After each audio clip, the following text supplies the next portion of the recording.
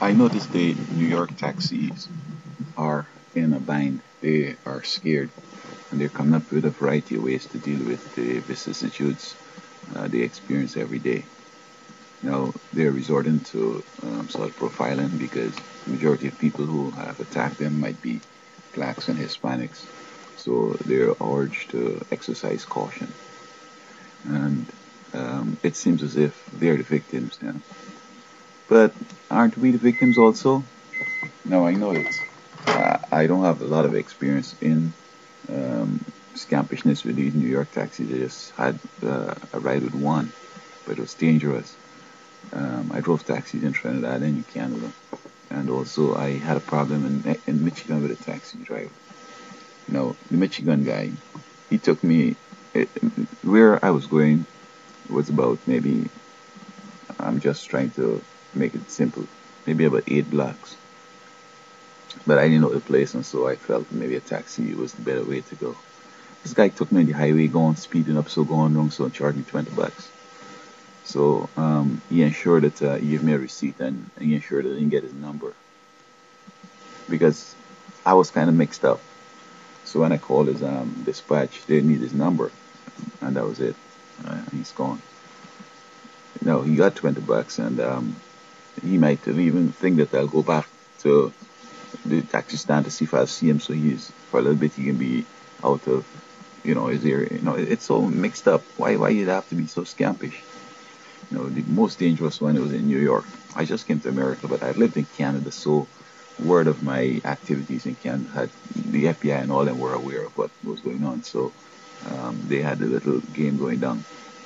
I cleared immigration after, because I came without a visa because I came in as a student and I wouldn't get a visa. I just came on. So they allowed me to go in.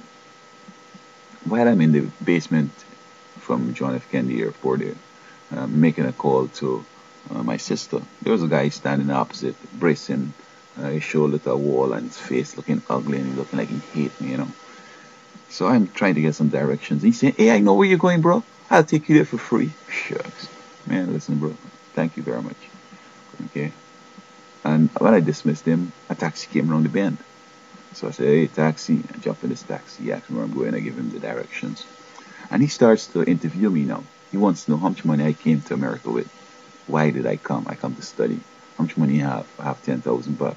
You have cash? What? I have on a check. What you have in that bag? My computer, my camera.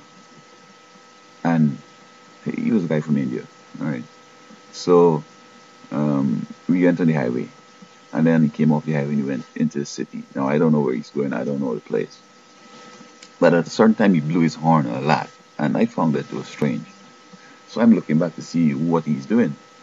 And when I reached my destination and I came out of the cab, got my stuff, he's still lingering around and he's kind of like elated. A guy pulled in and parked a little distance away. And he was approaching me, so I decided to go aggressively towards him.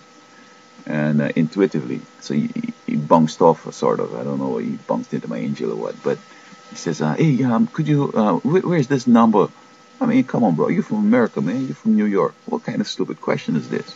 On one side is odd, one side is even. You see the numbers going this way. Why are you asking me this question? But you see, this is the guy, it seems, who you alerted to come and to rob me. So a lot of these robberies have gone to people who've come in, tourists and people just came out of taxi. The taxi drivers are the ones that call in the bandits. They pass through and they got the boys there and they can collect some of that money. Maybe he would have taken my camera, maybe my computer. The guy might have taken the check and got it cashed somewhere in New York. So I think the solution, however, is this. That, I mean, there can always be bandit taxi drivers. There can always be bandits out there. But I can't understand why they don't figure this out. They have the passenger is in a cage. There's a flat plexiglass or there is a mesh like police car that divides the backseat guy from the front. But the guy could shoot you through the seat, all right, or through that plexiglass. I'm not sure how strong it is, or through that mesh, bust your chops with a bullet, or with some long iron, sharp object.